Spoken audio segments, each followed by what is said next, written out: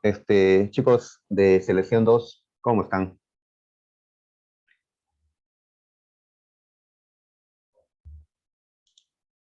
Buenos días, profesor. Buenos días.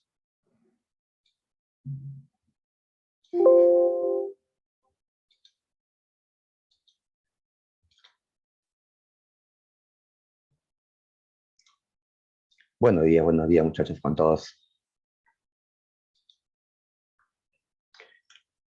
Muy bien, espero que estén listos. Ya vamos a dar inicio, chicos, a la clase de hoy. Les saluda, como todos los martes, el profesor Juan Yucra para una clase más de Historia Universal. Muy bien, vamos a comenzar, muchachos.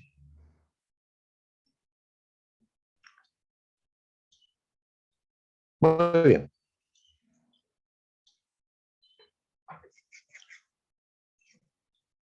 Listo. A ver, estamos estudiando en esta parte del año, estamos estudiando a las civilizaciones esclavistas que se desarrollaron en el viejo mundo, allá en la Edad Antigua.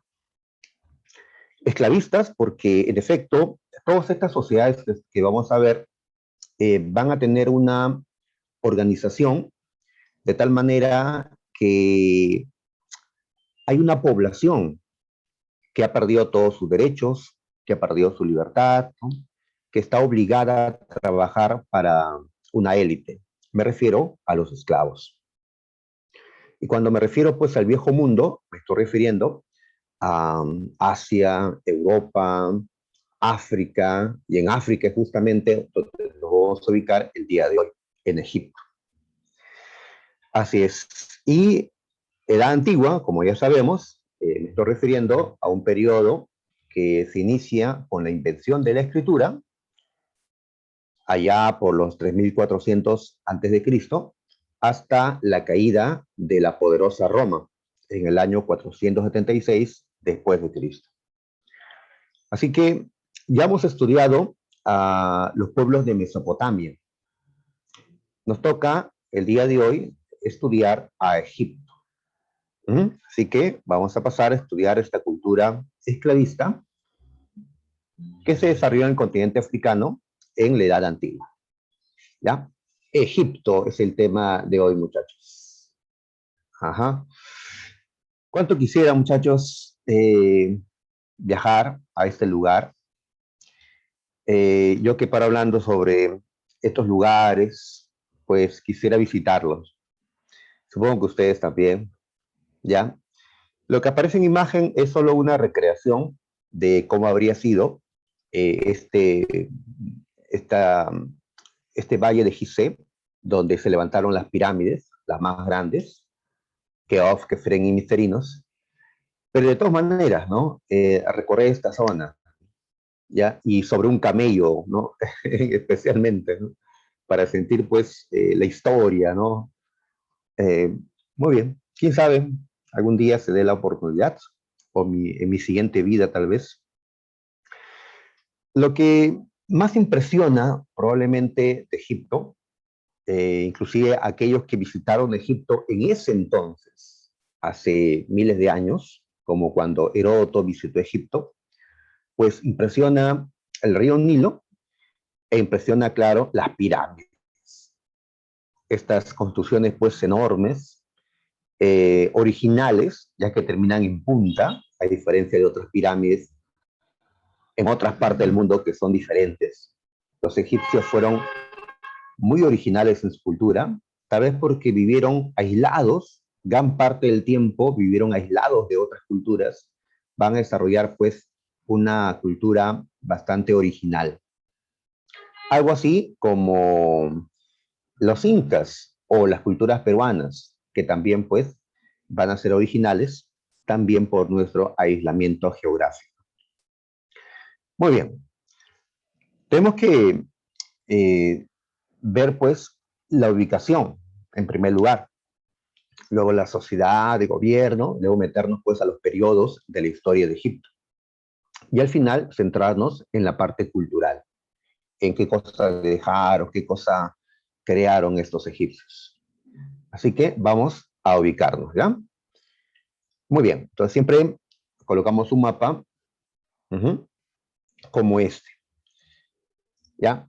Sin embargo, este mapa, digamos, nos permite ver, claro, el territorio egipcio, ya, pero quisiéramos ver más allá, ¿no? Es decir, en qué parte en sí del mundo se encuentra.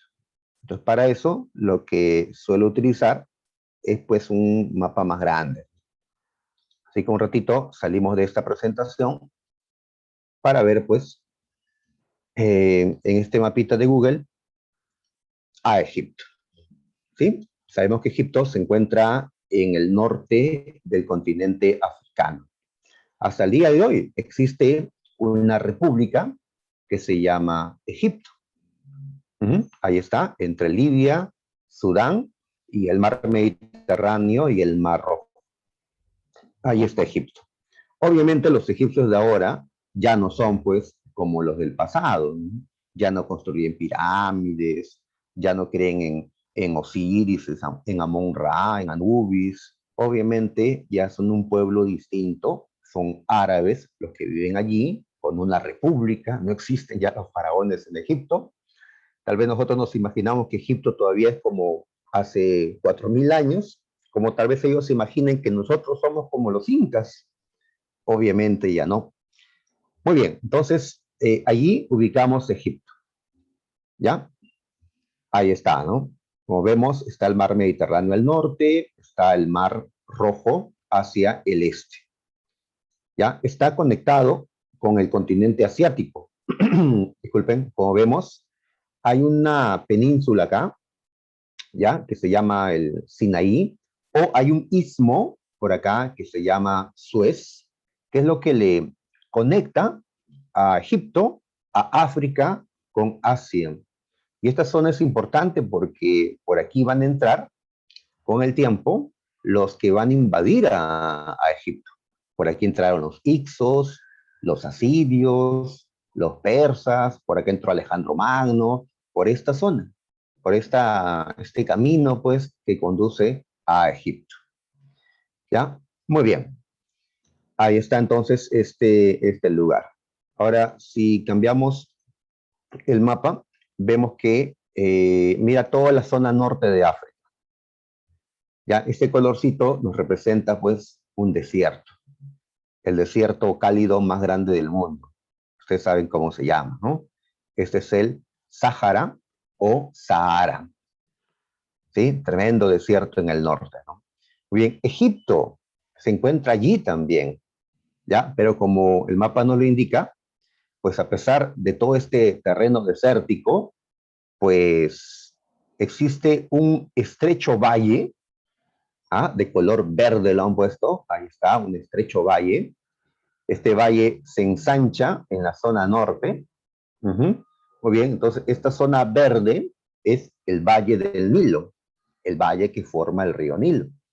¿Ya? Este valle es lo que llamamos Egipto el día de hoy. ¿Ya? Egipto actual es más grande, todo esto, ¿no? ¿Ya? Pero el Egipto de antes es solamente este valle, en la mayor parte del tiempo, ya que más allá las zonas desérticas no eran pues atractivas para ellos. Muy bien, entonces, habiéndonos ubicado ya de esa manera, vamos a regresar con nuestra presentación. Aquí. Muy bien, entonces volvemos con el mapita que teníamos. Muy bien, entonces este mapita ya nos permite observar el interior de Egipto. Ahí está, ¿no? Si observamos más cerca, pues vemos al río Nilo. Ahí está el río Nilo. Muy bien, el río Nilo avanza de sur a norte. El Nilo desemboca en el mar Mediterráneo. Pero como ves, antes que el Nilo desemboque, se parte, se ramifica, ¿sí? Por acá vemos varias ramas del Nilo. Muy bien, entonces esto forma como una especie de triángulo. Y en el alfabeto griego, pues la D delta lo representan con un triángulo. En este caso está invertido, pero no importa. Así que esta zona se le conoce como el delta del Nilo, a esta zona norte donde el río se ramifica. Ahí está, ¿no? Y esto es importante porque va a crear un valle más ancho, ¿no? Más amplio, ¿no? Una zona muy rica va a ser este delta del Nilo para los egipcios. Ahí está. Muy bien. Esto también nos permite hacer una diferencia que en Egipto diferenciamos dos zonas, dos regiones. La región del Bajo Egipto, que corresponde a esta zona norte, donde se encuentra el delta del Nilo, y la zona sur, que viene a ser pues el Alto Egipto, que corresponde al resto del Valle del Nilo. ¿Ya? Entonces el Alto Egipto al sur y el Bajo Egipto al norte. Ahí está. El mapa también nos permite observar que las pirámides, esas tres grandes pirámides que vimos hace un momento, se encuentran en Gizeh o Giza, dicen otros, ¿ya? Así es. Igual en Saqqara vamos a ver otra pirámide, se encuentran cerca de la ciudad de Memphis. Y esto no es pues casualidad. Fueron los faraones que gobernaban en Memphis los que construyeron esas pirámides. Actualmente, cerca de todo esto, queda El Cairo, una ciudad moderna que actualmente es la capital de Egipto. Y acá más al sur, pues, se encuentran otras ciudades, como Tel El Amarna, que va a ser importante porque desde aquí un faraón implantó el culto a un solo dios, lo cual era raro porque los egipcios creen en muchos dioses, pero este faraón se atrevió a implantar el culto a un solo dios por un tiempo. No llego a visualizar, pero acá aparece Tinis, que fue la primera capital que tuvo Egipto, y así hay otras ciudades, ¿no? Como Tebas, que llegó a ser 2 veces capital de Egipto. Muy bien, acá aparece el Valle de los Reyes, donde fueron encontradas muchas tumbas, inclusive la tumba de Tutankamón, la única intacta, ¿no? Muy bien, entonces tenemos a Egipto, ahí está. En ubicación vamos a anotar entonces que Egipto se encuentra en el Valle del Nilo, en el noreste de África. Ahí está. ¿Ya? Muy bien. Por cierto, los desiertos que rodean Egipto, el desierto de Libia, el de Nubia al sur, en sí, en los alrededores, más también están los mares, claro, pero los desiertos van a servir como una barrera natural para impedir que otros pueblos de otras zonas invadan Egipto. Así que en sus primeros, digamos, 1000 años de historia, Egipto va a estar protegido por los desiertos, aunque también va a estar encerrado por los desiertos, ya que eran muy difíciles de ser atravesados los desiertos por tierra, ¿no? Al menos pues caminando, ¿no? O simplemente pues con camello, ¿no? Ya cuando existan carros, con ¿no? carretas, ¿no? Con jalados por caballos, por ruedas, o cuando ya la navegación se desarrolle más, ¿no? Pues va a ser más fácil llegar a Egipto. Al inicio fue difícil. Muy bien. Como hemos señalado, Egipto tiene dos regiones, el Bajo Egipto y el Alto Egipto. ¿Ya? Hay que recordarlo porque voy a repetir esto a lo largo de la clase. ¿Qué diferencia entre el Bajo Egipto y el Alto Egipto? Pues habremos dicho que el Bajo Egipto corresponde a la zona norte, ¿ya? Donde se encuentra el delta del Nilo. Y que esta va a ser la región más fértil, ¿ya? Más fértil de todo Egipto, ¿ya? Ya que es una zona más inundada, es una zona donde los egipcios van a poder desarrollar la agricultura de mejor manera. En cambio, el Alto Egipto queda al sur, ¿sí? Corresponde al Valle del Nilo, ¿ya? Y va a ser una zona pues montañosa, por algo el nombre Alto Egipto, porque es una zona de mayor altitud, por la presencia de montañas. Ahí está. ¿ya? Entonces, el Alto y el Bajo Egipto. Muy bien, ¿ya? Ahora, Egipto es un nombre que ellos no lo utilizaban, así como los habitantes de nuestro país en el pasado no le llamaban Perú a este lugar. El nombre Perú lo trajeron los españoles, ¿sí? Virú, Pirú, ¿no? Perú. Eh, alguna zona de Colombia trajeron este término pues aquí. Igual pues los egipcios no le llamaban Egipto a su país. Esto es un término que los griegos difundieron, igual que los griegos difundieron el nombre Mesopotamia para otro territorio, igual el término Egipto para este lugar. Muy bien. Entonces, uno de los nombres que los egipcios daban a su territorio era el de Kemet, ¿ya? Que acá abajo anotamos, Kemet, que podemos traducir como Tierra Negra. ¿Y por qué llamarle Tierra Negra? Uno, por la diferencia entre el Valle del Nilo, llamado Tierra Negra, y el desierto, ¿ya? La zona desértica que está más allá, al cual llamaban Tierra Roja. Tierra Roja, al desierto, es por el calor, ¿no? ¿Ya? Por esta situación, Tierra Roja.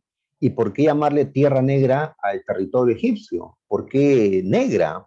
¿Por qué ese color? Los egipcios no eran de piel oscura. Muy bien, Toledo, gracias. Por el limo, en efecto. Porque cuando el río Nilo se desbordaba, ¿ya? Esparcía por el valle del Nilo, esparcía un barro oscuro. A ese barro oscuro le llamamos limo, ¿ya? Y por ese color que el río le daba pues a la zona, se le ha llamado Tierra Negra.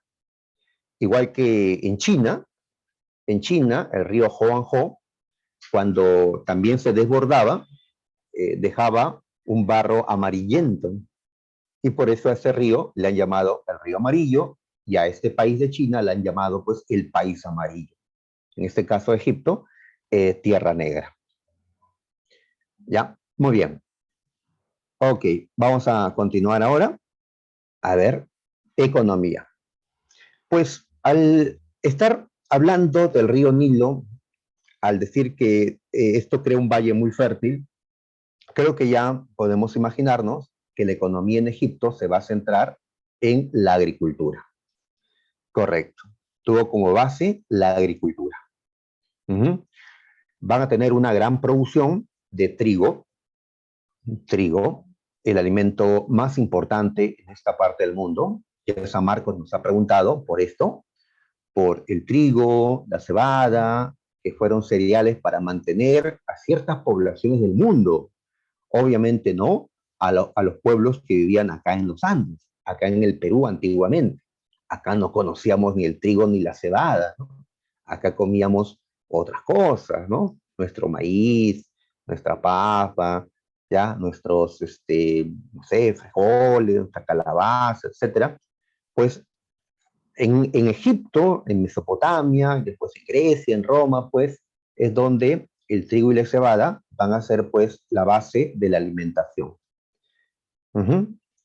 Ahí está, ¿no? También agregamos pues hortalizas, lino, etcétera. Muy bien, muy bien. Ahí está. Le decía antes que Heródoto, considerado el padre de la historia, Heródoto visitó Egipto allá en el siglo V antes de Cristo. Era un viajero, le gustaba viajar, ¿no? Como a mí, pero ya él tenía más plata para poder hacerlo, ¿no? Heródoto llegó a Egipto, ¿ya? Y habrá visto, pues, la importancia del río Nilo para esta civilización. Porque en su libro, ¿cómo se llamaba el libro de Heródoto? ¿Recuerdan? A ver, por ahí, claro, dijo, es un don del Nilo. Y esto lo dijo en una obra. Creo que sí lo indicamos la primera clase. ¿Ah? ¿Qué libro escribió Heródoto? Y por ese título es que le llamamos así a nuestro curso. Pues historia, ya claro, escribió historias o los 9 libros de la historia.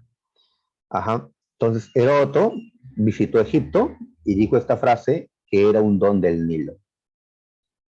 Un don del Nilo. La Universidad de San Marcos nos preguntó por qué la frase, por qué decir que Egipto era un don del Nilo. ¿Ah? ¿Era tan importante este río para los egipcios? Ellos pudieron haberse desarrollado en este desierto del norte de África sin este río o sin un río tan grande como este. Pues yo creo que había sido difícil, ¿no? El río Nilo aportó mucho para este pueblo. Muy bien, para entender esto que dijo Heródoto, vamos a observar esta, esta ilustración, ¿ya? Donde justamente vemos al río Nilo. Como todo río, pues tiene sus tiempos de crecidas, ¿ya? Y decrecidas.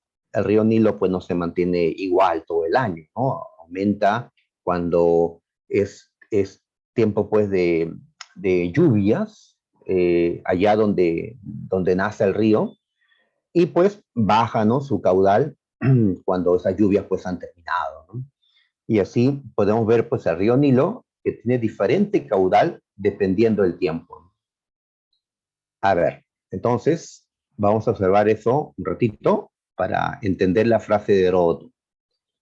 A ver, esta primera imagen, la que está, ¿no?, en la parte superior, nos, nos muestra al río Nilo en su caudal máximo. Seguramente estamos en los meses de eh, junio, julio, agosto, que es tiempo, pues, de abundante lluvia eh, allá donde nace el río Nilo. Muy bien, entonces, ¿qué ha ocurrido? Que el río Nilo, tanta agua, se ha desbordado y ha cubierto, esta tierra que está acá, ha cubierto, pues, con sus aguas. Esta tierra que está cubierta aquí es la tierra donde los egipcios siembran, pero ahora no pueden sembrar porque está inundada por el río. Ellos han construido sus casitas más allá para no ser víctimas del río. Este río, por cierto, es regular, bastante regular. Es decir, los egipcios podían saber hasta dónde iba a crecer el río y tomar precauciones, pues, al respecto. ¿Ya? No se construye, pues, junto al río por los cambios que puedan darse, ¿no?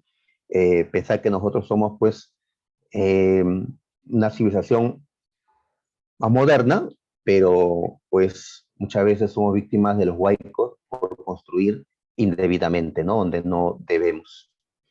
Muy bien, entonces los egipcios no están sembrando en este momento, han tenido que retirarse porque el río ha crecido y ha inundado sus tierras de cultivo. ¿Qué estarán haciendo los egipcios en este momento? Pues estarán haciendo otras actividades, estarán haciendo artesanías, estarán haciendo comercio, están pasteando sus animales, ¿ya? Pueden ir a pescar en el río, porque acá también hay peces, ¿ya? O aprovechar también estas aguas crecidas para, con embarcaciones más grandes, poder avanzar por el río y vender, pues, en zonas más alejadas de Egipto, ir del Alto al Bajo Egipto, del Bajo Egipto al Alto Egipto, y allí. Muy bien, pasan los meses, a ver, pasan los meses, estamos ya, digamos, octubre, noviembre, ¿ya? Pues, ¿qué ha pasado?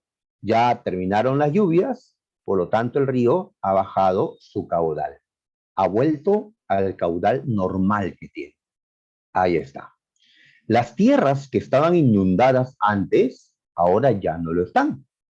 Pero mira qué ha dejado el río sobre esa tierra de cultivo.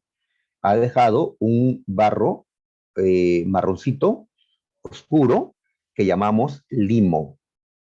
Limo, ¿ya? Este limo funciona como abono. Va a permitir, pues, que la tierra que está acá sea fértil, ya que contiene este limo, pues, los nutrientes para que las plantas crezcan. Ahí está. Muy bien, entonces los egipcios, ¿qué van a hacer ahora? En este tiempo, octubre, noviembre, ahora que el río ya ha bajado, pues van a salir a sembrar aquí, ¿ya? Tiempo de siembra. Muy bien, ellos no necesitan abonar sus tierras porque el río ya lo abonó. En cambio, otros pueblos han tenido pues que buscar abono para devolverle, ¿no?, su fertilidad a la tierra. Los egipcios no, el río lo hacía por sí solo, ¿no? Y así pasan los meses, diciembre, enero, ya, febrero, y estamos pues, ¿no? Ya han crecido las plantas, estamos en febrero, marzo, y mira cómo están las plantas ya crecidas, acá hay trigo, ¿no? Hay cebada, etcétera.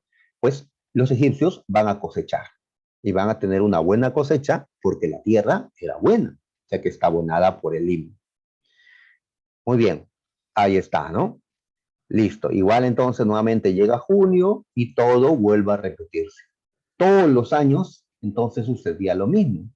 Todos los años el río Nilo crecía y con sus crecidas fertilizaba las tierras de Egipto.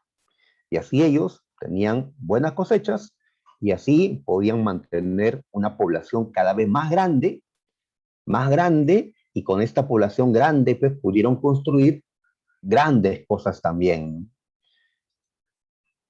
Uh-huh. Muy bien. A ver, ellos tenían tierra y arena, bueno, la arena más pues en las zonas desérticas, ¿no? O en las zonas más alejadas del río. Pero acá pues hay tierra de cultivo, ¿no? Tierra adecuada para esto. Muy bien. Cuando San Marcos nos preguntó entonces, ¿por qué dijo Heródoto que Egipto era un don del Nilo? Pues la respuesta que damos es que las crecidas anuales del río fertilizaban esas tierras. Uh-huh. Muy bien. Ahí está. Uh-huh. Muy bien. Entonces, vamos a continuar. Listo. ¿Qué región de Egipto fue la más fértil? Fue donde el Nilo más se desbordaba, que era más cubierta con el limo, que hacía pues más fértil, por lo tanto, la tierra. Pues la zona la zona del Bajo Egipto, donde está el delta, correcto. Donde está el delta, muy bien. Ahí está, ¿no? El Bajo Egipto. Por eso esa región era la región pues agrícola por excelencia. El Bajo Egipto fue conocido como el granero del mundo por la gran fertilidad, ¿no?, por la gran producción de trigo que allí tenían. Y fue la envidia de otros pueblos que quisieron conquistar, no conquistar todo Egipto, les interesaba conquistar el Bajo Egipto. Aparte que es una zona más próxima a donde estaban ellos. ¿Quiénes quisieron conquistar el Bajo Egipto? Pues Mesopotamia, Persia, ¿no?, los griegos, los romanos, ¿ya? Y muchos lo consiguieron, ¿ya? Al final fueron los árabes, que en su territorio desértico en Arabia conquistaron Egipto. Y al final se quedaron los árabes en Egipto. Hoy Egipto es un país árabe. Muy bien, ahí está. Muy bien. Entonces Egipto fue invadido constantemente. La razón principal era pues el poseer el valle más fértil. ¿Qué valles eran más fértiles? Los de Mesopotamia, con el Tigris y el Éufrates, o el valle del Nilo. Pues la región más fértil era el valle del Nilo. Muy bien. Ellos crearon un calendario, ¿ya? Un calendario basado justamente en las crecidas del río. Un calendario agrícola, ¿ya? Dividido pues en no 4 estaciones como nosotros, ¿no? Primavera, verano, otoño, invierno, sino solo 3 estaciones. La estación de la inundación, de junio a octubre, cuando se ve así, ¿no? En la imagen superior. Después, la estación de siembra, de octubre a febrero, ¿ya? Donde están sembrando las tierras. Y la estación de la cosecha, de febrero a junio. ¿Sí? Están cosechando pues su trigo y otros otros alimentos o productos de la tierra. Ahí está. Entonces tiene un calendario agrícola, ¿ya? Vemos, es un país agrícola, depende del río. Muy bien, y como le dije, el río no solo sirvió para la agricultura, ¿no? Al proporcionarle, pues, ¿no? Agua y, y este limo, sino que además también sirvió para la pesca, para la ganadería, porque ¿de dónde van a beber, pues, los animales? Del río, ¿no? Le sirvió también para el comercio, ya que es un río navegable. Podían ir, pues, hacia el norte o hacia el sur a través del río, o inclusive, pues, hasta el mar, ¿no?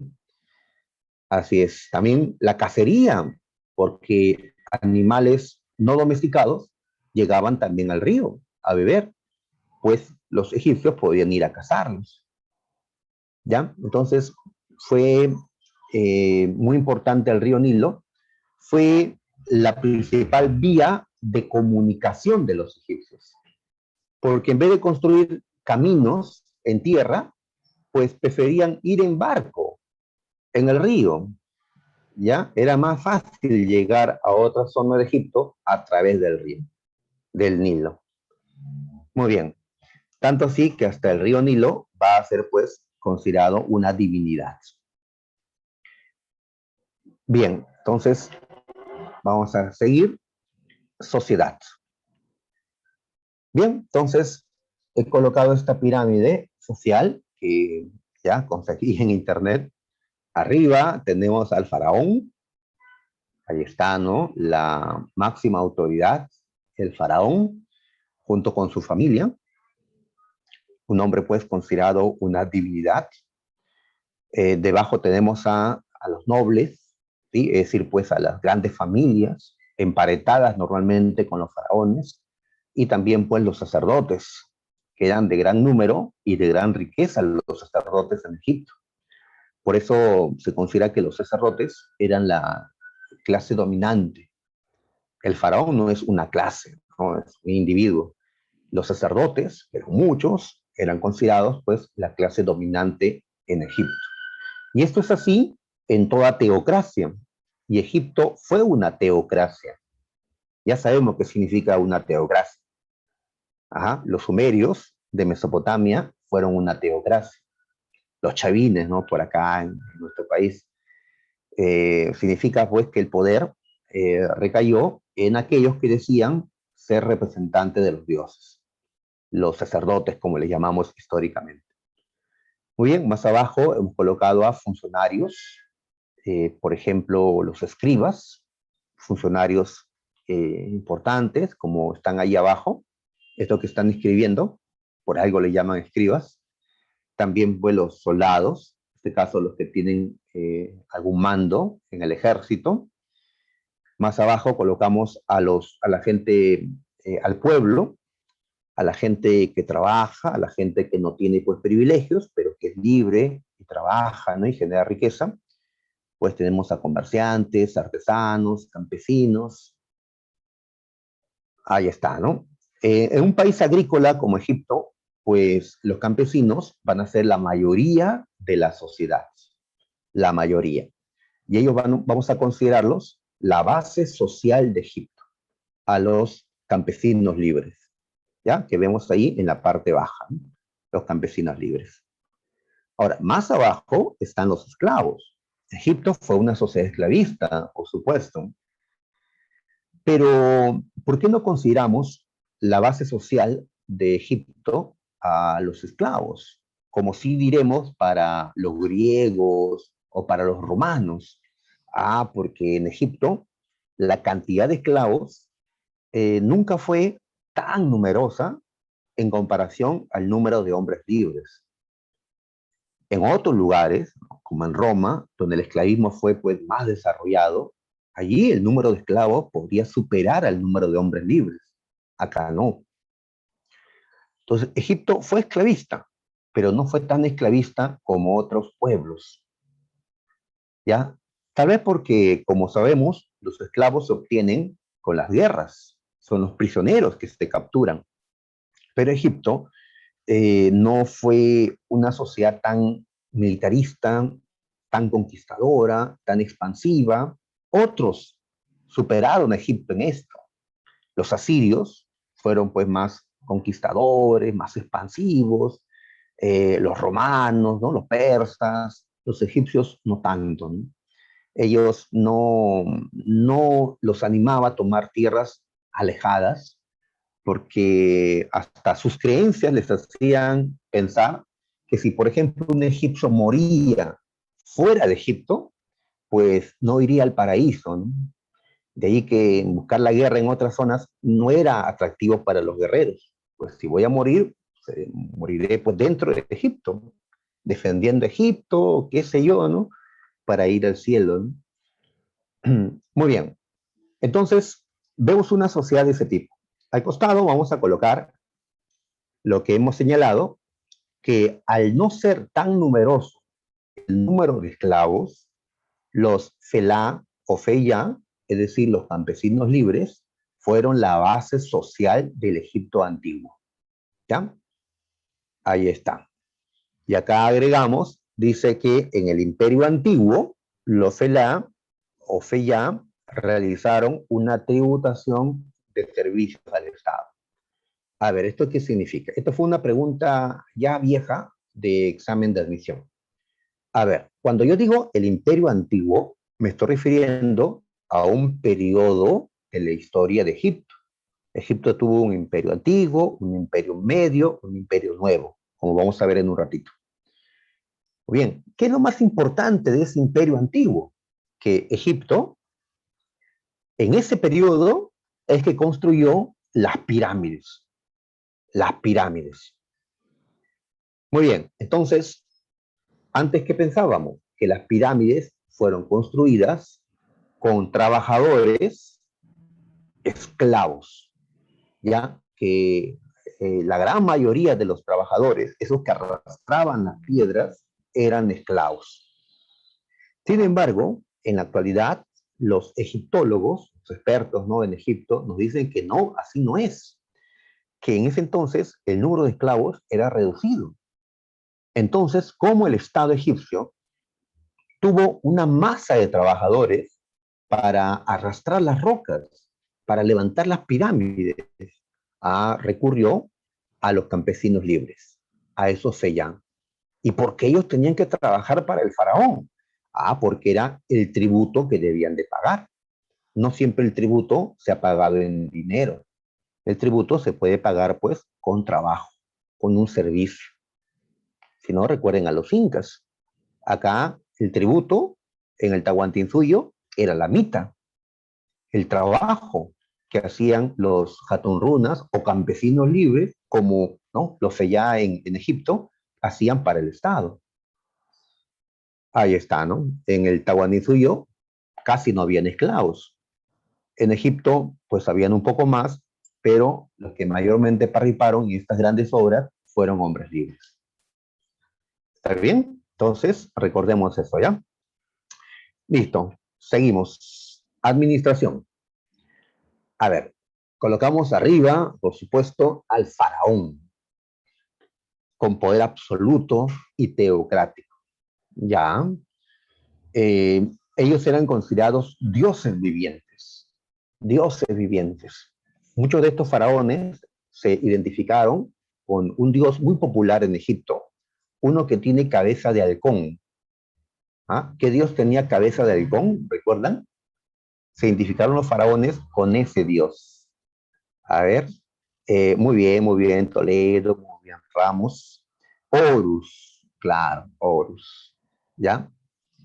Creían pues que eran Horus vivo, es decir, el dios Horus en el cuerpo, ¿no?, de un ser humano, ¿ya? Pero que su espíritu era pues el de Horus. Entonces ellos no eran como sacerdotes, no eran representantes de los dioses, estos faraones, sino eran dioses vivientes. Y así le hacían creer pues a la gente. Ahora, no siempre existieron faraones. En toda la primera parte de la historia egipcia no habían faraones. ¿Ya? Egipto tuvo gobernantes, pero no todo gobernante es un faraón. Para que sea faraón, tienes que ser el gobernante de todo Egipto, de todo, tanto del Alto como del Bajo Egipto. ¿ya? Así es, el faraón es el gobernante del Alto y del Bajo Egipto, ¿ya? Los egipcios reconocían dos regiones, dos tierras. También le llamaban por eso Egipto las dos tierras. ¿Cuáles eran esas dos tierras? Pues el Alto y el Bajo Egipto. Y el faraón, ¿ya? El faraón entonces era considerado así como el señor de las dos tierras. Inclusive cuando vemos pues a un faraón, ¿qué encontramos? Que en su corona hay doble corona, ¿ya? Viendo esta imagen de un faraón, vemos que usa una corona blanca. La corona blanca es la que usaban los reyes del Alto Egipto. Ah, pero también usa una corona roja, que es la que utilizaban los reyes del Bajo Egipto. Porque este hombre, este faraón, está usando las dos coronas al mismo tiempo. Pues para representar qué cosa? Que era el señor de las dos tierras, ¿sí? Que era el gobernante del Alto y del Bajo Egipto. ¿Ya? Muy bien, ahí está, ¿no? Y tiene, claro, otros símbolos también, este faraón. Muy bien. Ahora, el faraón necesita de gente con conocimientos, que le ayuden, pues, a realizar un gobierno adecuado. Así que tenemos por aquí a los visires. Así le vamos a llamar visires a los ministros que tenía el faraón, ¿ya? Encargados de las tareas de gobierno. También están los nomarcas. Los nomarcas, en tiempo en que Egipto estaba unido y gobernado por un faraón, entonces Egipto estaba dividido en provincias. Estas provincias se llamaban nomos. Y a los gobernantes de esas provincias les llamamos nomarcas. Esto desde que Egipto se unificó. Antes que Egipto se unifique, los nomos eran ciudades independientes que controlaban una parte del territorio egipcio, una parte del valle. ¿Ya? Pero estos nomos perdieron su autonomía, sus reyes, los nomarcas, perdieron su autonomía cuando aparece un faraón, que ahora pues asumió el poder total. Pero los nomarcas, en el fondo, van a querer recuperar el poder que antes tuvieron, el poder autónomo que antes tuvieron. Por eso se dieron rebeliones de nomarcas contra los faraones en esta historia de Egipto. También destacamos a los escribas, los secretarios de los faraones, de los visires, de los nomarcas, los secretarios. Para eso, pues, los escribas tenían que tener conocimientos en la escritura, en la matemática, ¿no? En administración. Era pues una carrera el ser escriba. ¿Ah? Ustedes que ¿no? estudian, pues tal vez si hubieran nacido en Egipto hace 2000, 3000 años, 4000 años, pues tal vez hubieran sido escribas, como seguir una carrera, ¿no? Que luego podrías entregarle pues a tu hijo, ¿no? A quien lo formas también de la misma manera. Los escribas se encargaban, por ejemplo, del registro de los impuestos, ¿sí? Sea pues en riqueza con el tiempo, o sea tributos en trabajo, como fue al inicio, ellos tenían que llevar el registro para que haya un orden. Igual tenían que llevar un censo de los trabajadores, saber pues cuántos trabajadores hay, ¿no? Para poder destinarlos pues a las obras. Con estos datos pues se puede administrar mejor pues un estado. Los escribas fueron importantes, tanto así que hasta encontramos estatuas y pinturas de los escribas, como esta estatua del escriba sentado, así la han llamado, ¿no? El escriba sentado. ¿Ya? Y siempre que veo a los escribas pues en alguna película, documental, pues los vemos así sentados, ¿ya? Yo no puedo sentarme de esa manera. ¿Ya? Ahí están sentados, pues, seguramente con una pluma con tinta, cosa que no aparece en la imagen, y por ahí unos rollos de papiro. El papiro es corteza de un árbol, y ahí escribían pues con tinta. ¿Ya? Vemos ahí un escriba. Entonces su importancia, ahí está, eran muy útiles. Igual pues que es un asesor para un congresista, ¿no? Que es un asesor para un presidente, alguien pues que le pueda ayudar en este tipo de tareas. Muy bien, continuamos, ¿ya? Ahora entramos a los periodos de la historia de Egipto. Y tenemos como primer periodo al llamado predinástico. Predinástico. Como sabemos, el término pre significa antes. Dinástico se refiere a que en este tiempo aún no habían dinastías de faraones. Aún no habían dinastías de faraones. Cuando los faraones surjan, todavía siglos después, van a formar dinastías. Es decir, una misma familia se va a mantener en el poder por un tiempo. ¿Ya? De esa familia, pues, el padre, luego el hijo, luego el nieto, probablemente gobiernen. Entonces hablamos de una dinastía, ¿ya? Y después, pues, por las luchas por el poder, viene otra dinastía, y así. Entonces, en esta primera parte, aún no habían dinastías, por eso el nombre, porque no habían faraones. ¿Por qué no podemos hablar de faraones en este primer periodo? Porque Egipto no estaba unificado. Y hemos señalado que llamamos faraón al gobernante de todo Egipto.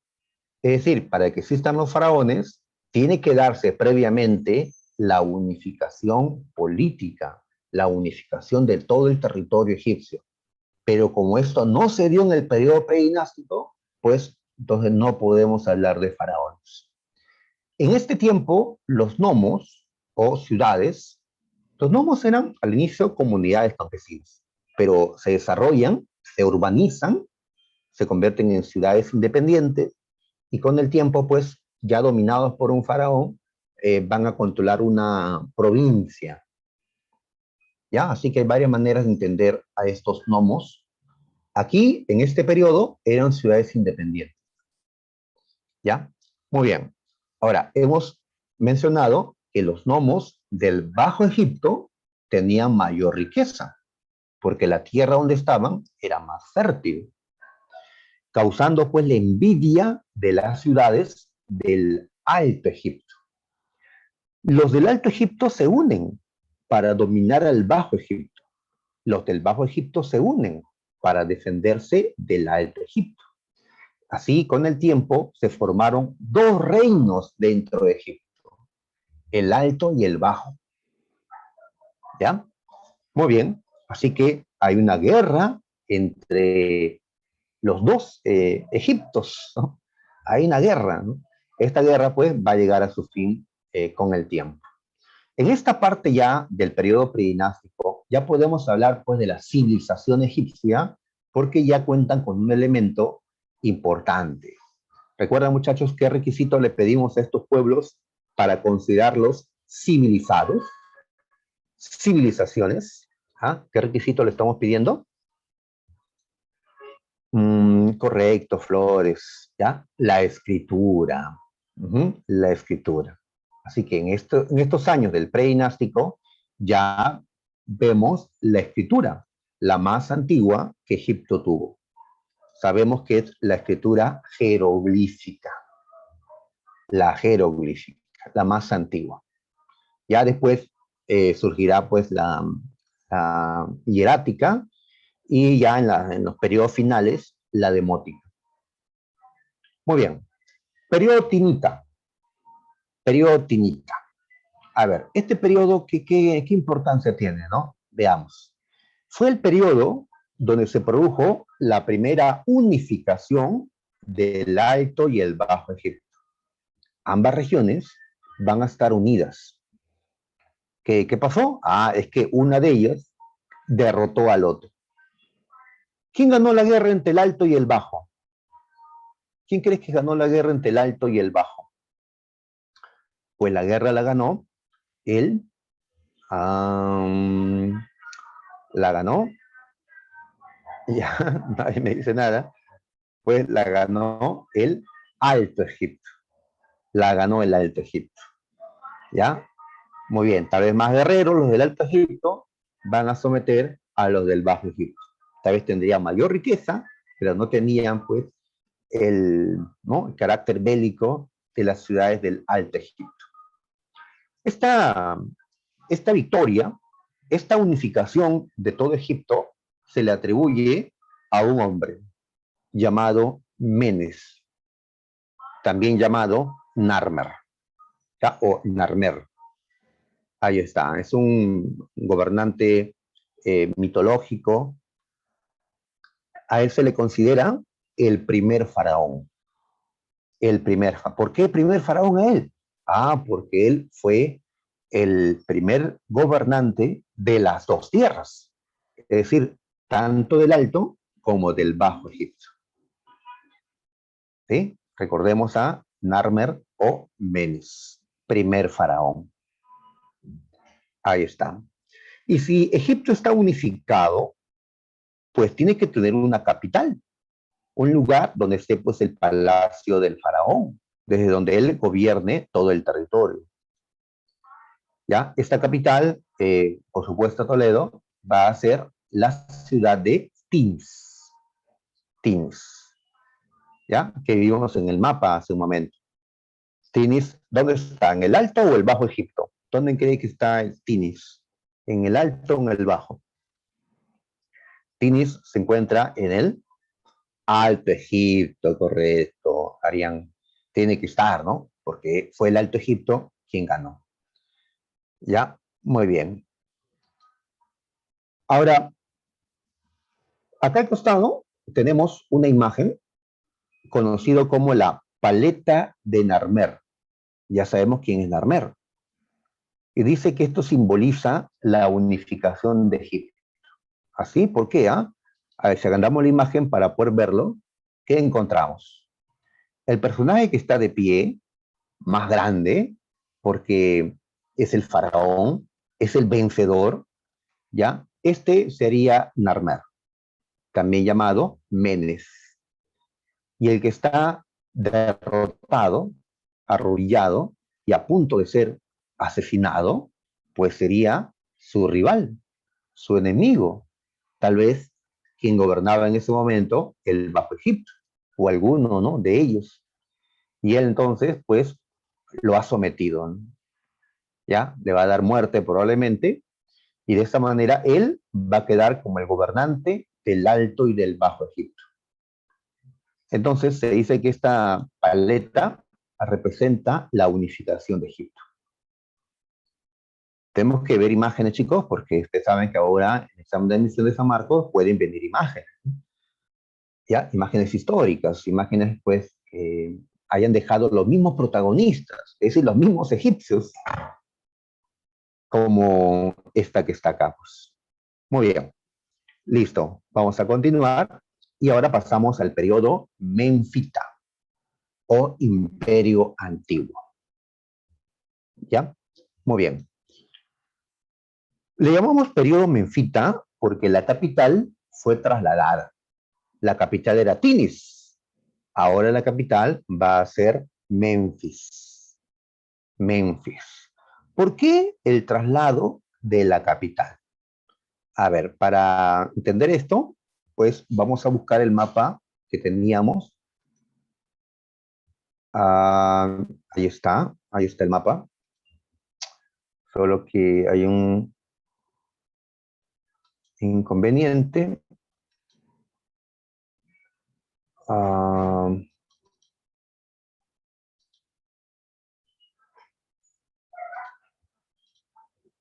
Ya, ahora sí. Ya, entonces buscamos el mapita que utilizamos al inicio. Ahí está. Entonces vamos a ver la ubicación de Tinis. Ahí está Tinis. Ahora se ve mejor. Ahí está. Muy bien. ¿Dónde se encuentra? Se encuentra, mira, está al sur. Está al sur. Está dentro del Alto Egipto. Pero está al sur. ¿Ya? ¿Qué problema genera eso? Que en el norte, ¿ya?, en el delta, en el Bajo Egipto habían rebeliones. Las ciudades de ese lugar, los jefes de ese lugar se rebelaban. Querían que el Bajo Egipto se independice del Alto. Es que los del Alto estaban pues beneficiándose con la riqueza del Bajo Egipto. Entonces, como habían rebeliones en el Bajo Egipto, lo estratégico, ¿qué era? Que la capital no esté tan al sur, sino que esté en una zona donde se pueda controlar de mejor forma tanto el Bajo como el Alto Egipto. Y como la zona del Bajo Egipto era la zona rebelde, la capital debía estar cerca al Bajo Egipto. Entonces ahora buscamos la ubicación de Memphis. ¿Dónde está Memphis? Está aquí. Está cerca al Bajo Egipto. Así que si se da una rebelión, es más fácil que el faraón pueda enfrentar, ¿no?, esa rebelión que si siguiera gobernando pues desde Túnez, que por la distancia podría pues dificultar las cosas. Así que por estos motivos la capital fue trasladada.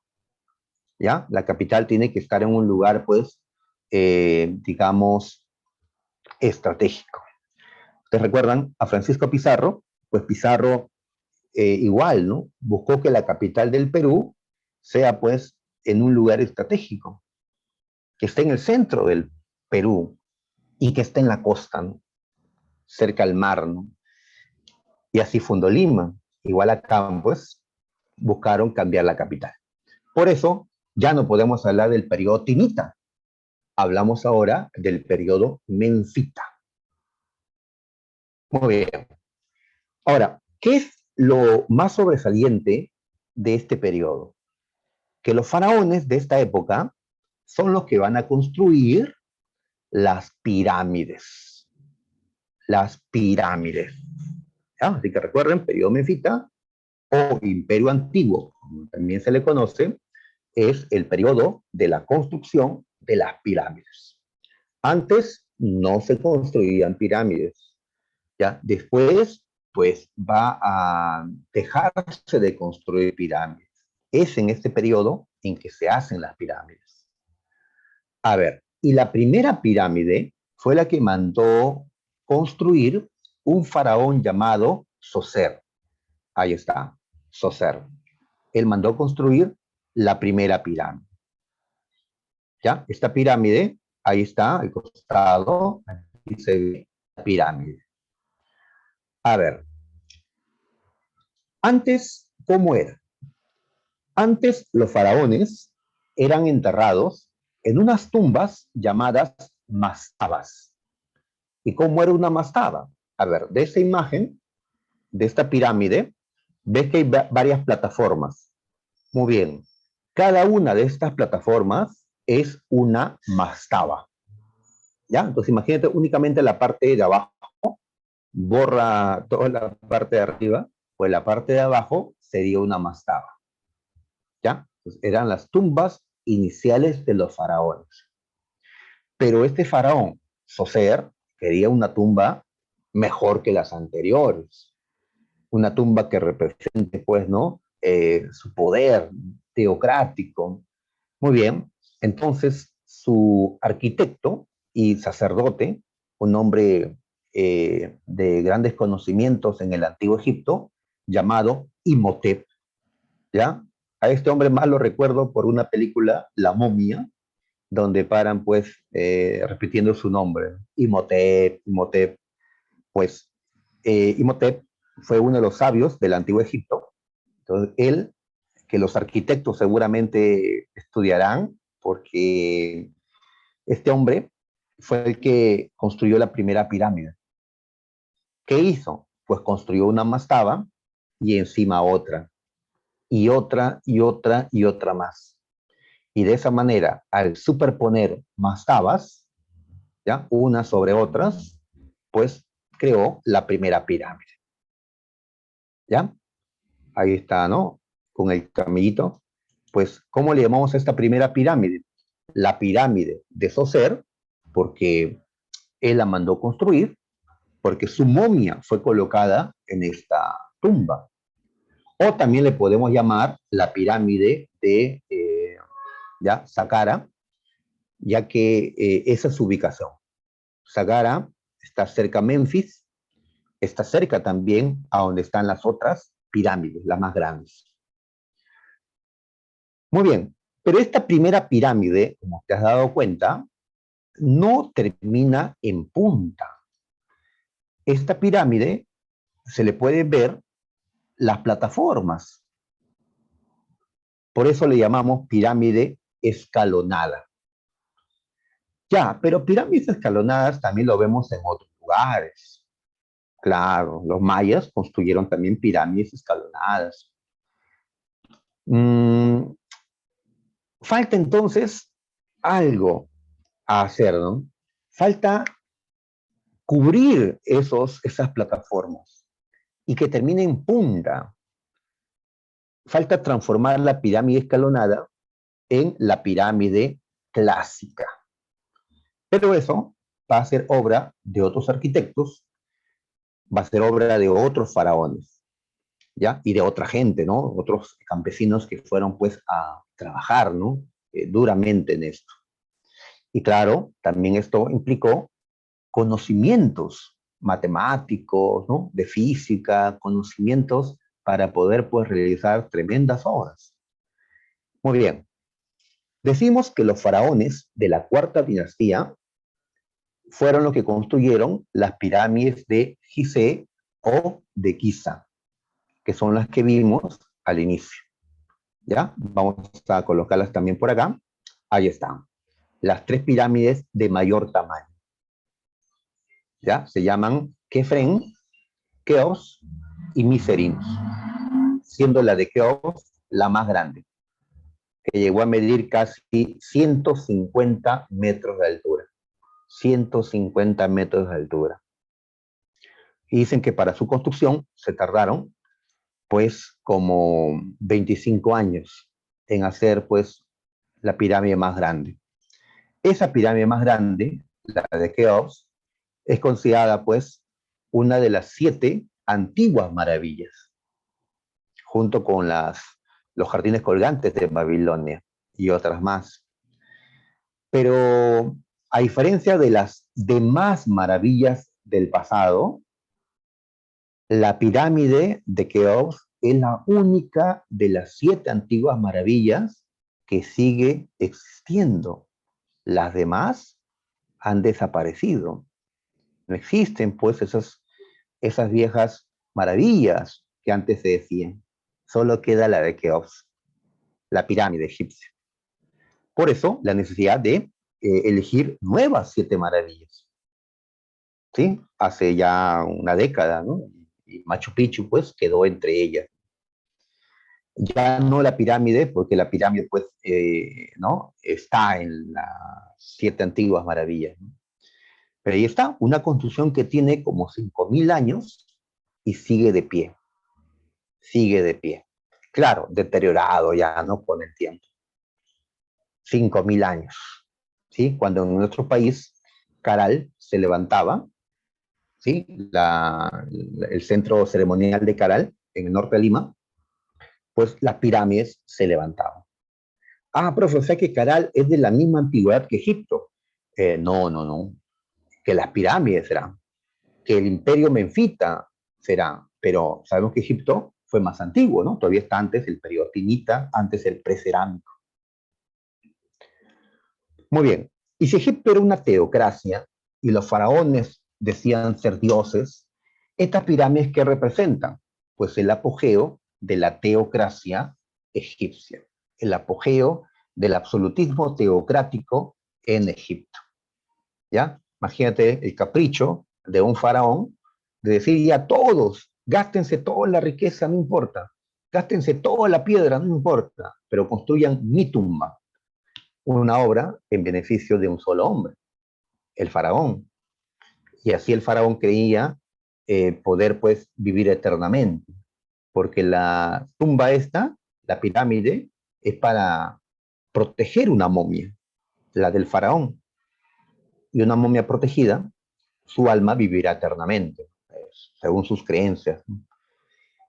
Muy bien, pero tanto se habrán gastado los recursos del país estos faraones que luego de las pirámides se van a dar rebeliones de los nomarcas, de los jefes provinciales, ¿ya? Así como en el Tahuantinsuyo, pues los pueblos conquistados se rebelaron contra los incas, pues igual pasó acá, ¿ya? No eran pueblos conquistados propiamente porque eran egipcios también, pero eran egipcios que antes habían sido independientes, con su propio rey. Justamente esos reyes que querían volver a tener autonomía, esos nomarcas se van a rebelar. Y así, la unidad que se había conseguido se rompió, terminó. Egipto se desintegró, ¿ya? Es decir, se va a dividir nuevamente en zonas independientes. Por eso termina el periodo menfita o imperio antiguo, porque ya no hay unidad, ya no hay un faraón. Ahora, en cada zona gobierna un nomarca, ¿ya? Y cuando estamos en esa situación, decimos que nos encontramos en el primer intermedio, ¿ya? El primer intermedio es cuando la unificación ha terminado. Y va a terminar este intermedio cuando la unificación regrese. Muy bien, chicos. Entonces, vamos a pasar al siguiente periodo, pero ya para no cansarnos, quisiera dejar un ratito estas diapositivas, ¿ya? E ir a las preguntas, para ir contestando algunas preguntas.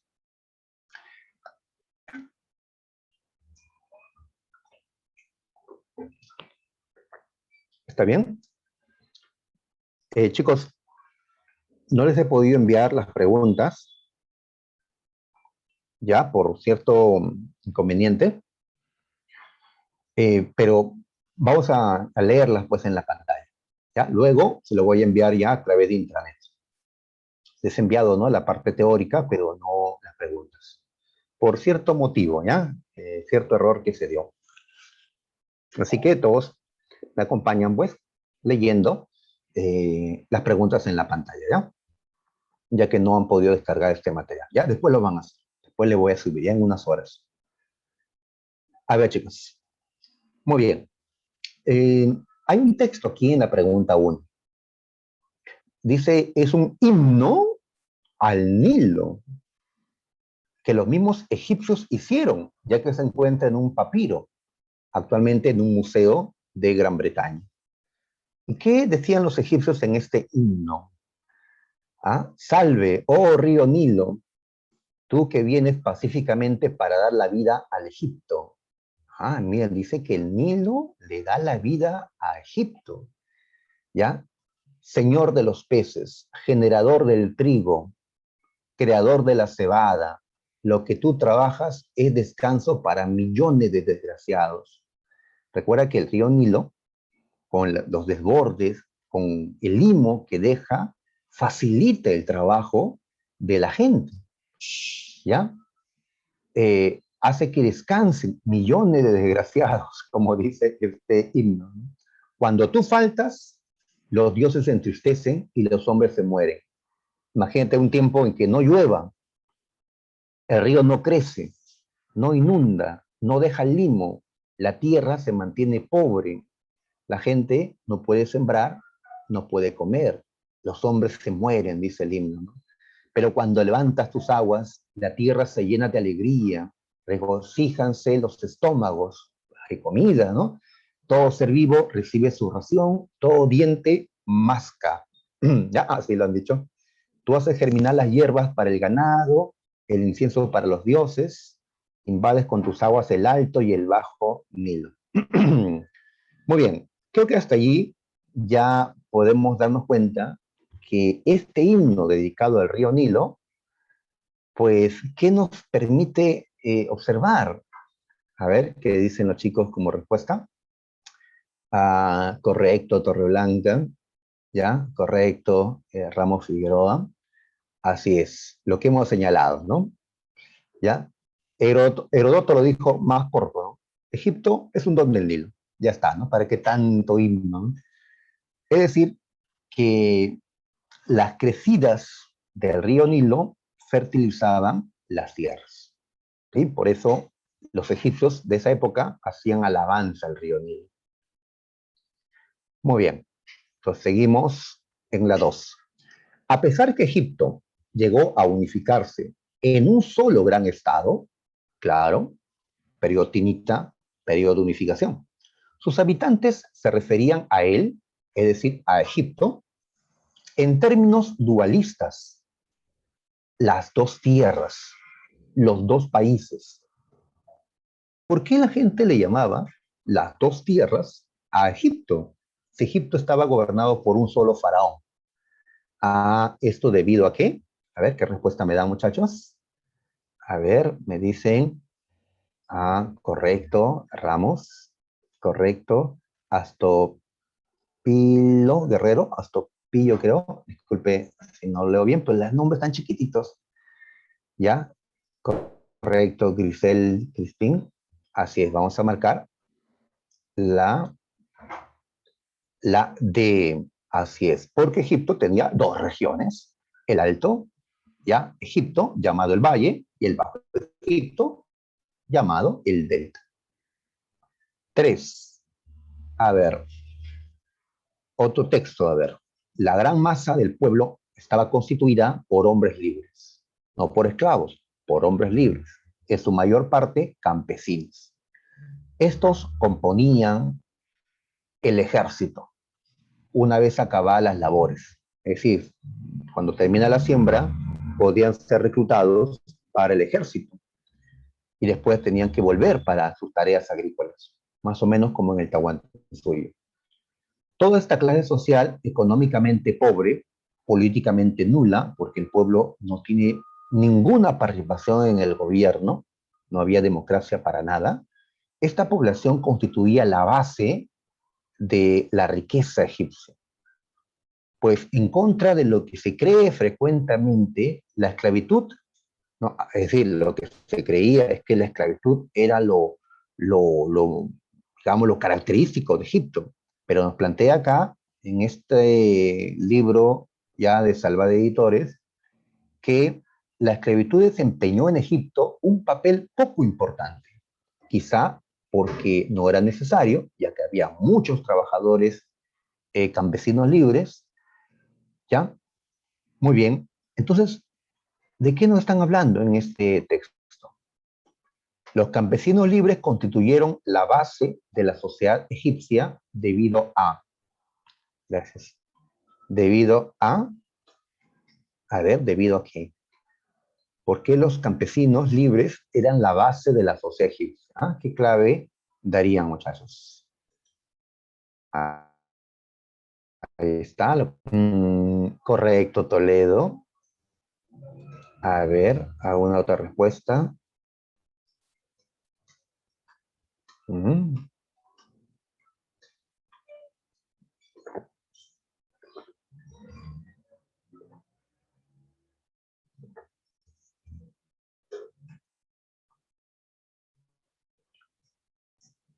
A ver,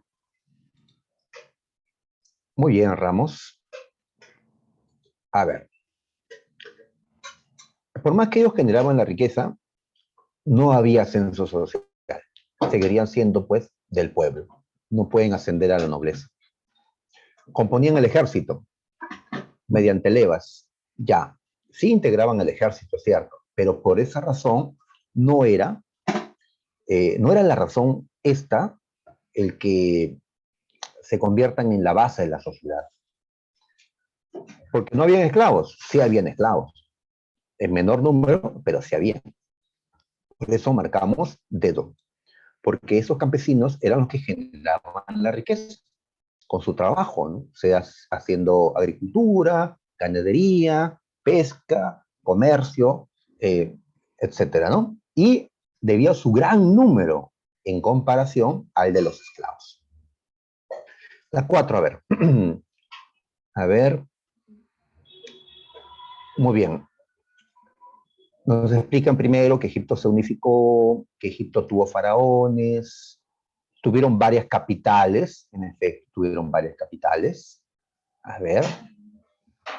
Ya, correcto, Toledo, muy bien.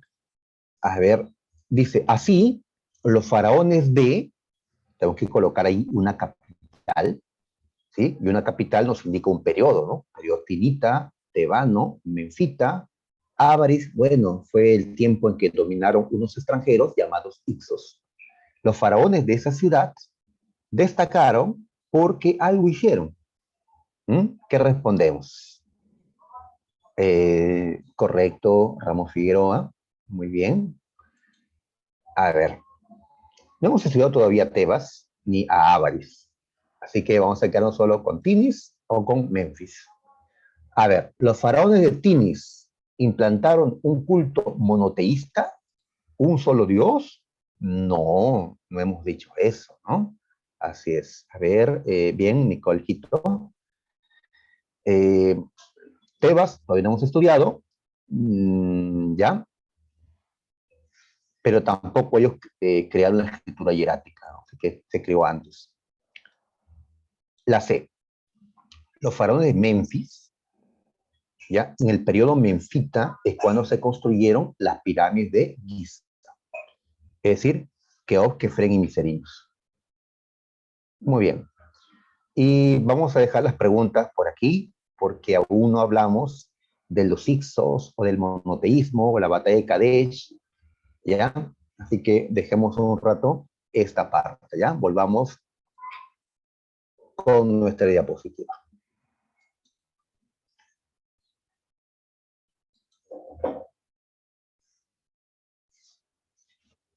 Bien. Bien, muchachos.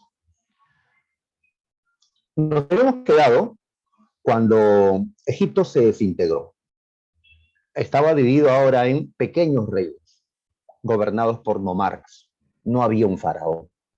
¿Qué va a pasar? Egipto se va a unir nuevamente. A esto le podemos llamar una segunda unificación.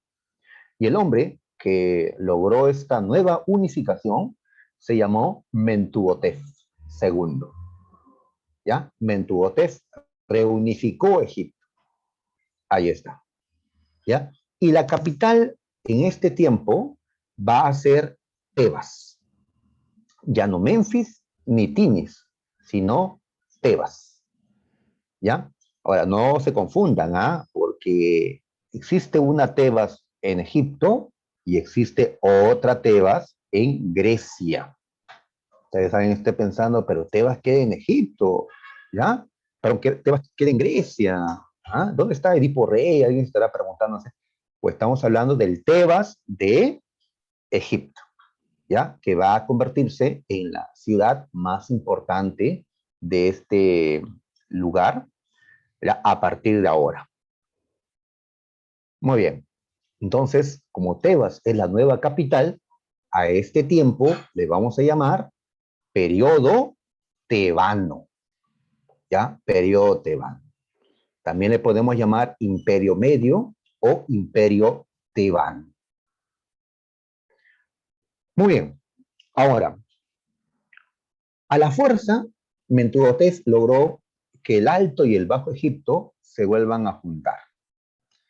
Pero nuevamente los del Bajo Egipto van a querer separarse. Necesitamos fortalecer la unión de todo el país. Una manera de hacerlo va a ser con la religión. A ver, tenemos a una divinidad presente en muchas culturas, el sol, ¿ya? Que está pues sobre nuestras cabezas, dándonos pues luz, calor, ¿no? Vida. El dios sol ha sido adorado en todas partes, ¿ya? A ver, al dios sol en el Alto Egipto le decían Amón, y al mismo dios sol en el Bajo Egipto le decían Ra, Ra, ¿ya? Entonces, ¿qué hizo Mentuhotep II? Fusionó el culto a Amón y el culto a Ra. Y ahora se va a adorar ¿a quién?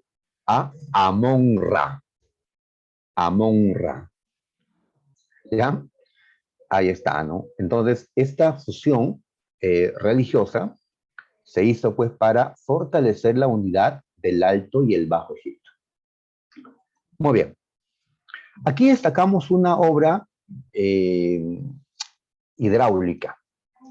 Hay un lago que se encuentra cerca del Nilo, el lago Moeris, que los egipcios van a canalizar, van a regular sus aguas para tener más tierras donde poder no producir. Así que van a hacer trabajo hidráulico ya en el lago Moeris. Muy bien, hasta aquí los egipcios habían estado entonces aislados de otros pueblos, de los pueblos de Mesopotamia, ¿no? De más allá. Pero por primera vez los egipcios van a ser conquistados. ¿Quiénes fueron los que conquistaron por primera vez Egipto? Los egipcios les llamaron reyes pastores. En el idioma de ellos, Ixos. Ixos, ¿ya? Que se traduce como reyes pastores. Ya que este pueblo Ixo era un pueblo de seminómades que se dedicaba pues al pastoreo, ¿no? Ellos entraron, primero se dice que entraron de manera pacífica y después ya entraron los demás violentamente. Ahora, los egipcios fueron derrotados. ¿Y por qué fueron derrotados? Porque los Ixos tenían una tecnología más avanzada que los egipcios. No tanto pues en construcciones, donde Egipto era más desarrollado, sino que en Asia otros pueblos habían logrado crear cosas que en Egipto aún desconocían. ¿Cómo qué cosas? Como la rueda. En Egipto no se conocía la rueda en ese momento. Por eso cuando construyeron las pirámides, tenían que jalar, ¿no? Con cuerdas sobre troncos o sobre la arena, jalar las rocas. Muy bien, la rueda se inventó en Mesopotamia, en Cercano Oriente, ¿no? Así que la gente de esa zona conoce la rueda, y con la rueda se han hecho carros, usados inclusive para la guerra, arrastrados por caballos, podían pues atacar de una manera rápida y podían atravesar un desierto con estos carros a caballo, ¿no? Los caballos fueron domesticados en Asia también. En Egipto no tenían caballos.